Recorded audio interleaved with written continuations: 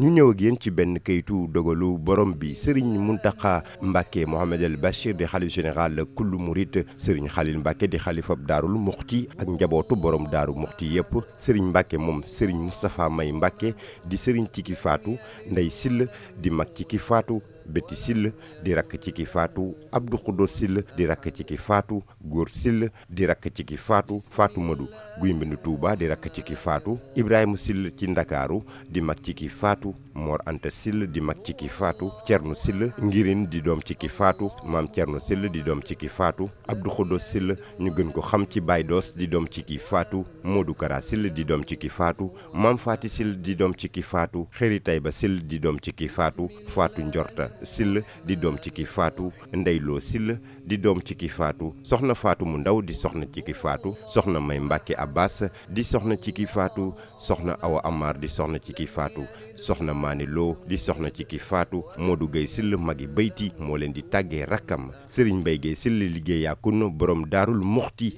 ñu ne Serigne Mbaye Gueye Sill faatu na ci aljuma ji ci fajar ñu ne nag nañ ko jébbal boromam ëllëg ci gaaw bi ci bu fukki waxtu ak benn jotee ci Daarul Muxti ñu ne nag ñaan gi nañ ko yemale ci bésub gaaw bile ñu ñaanal Serigne Mbaye Gueye Sill yàlla yërëm ko xare ko aljanna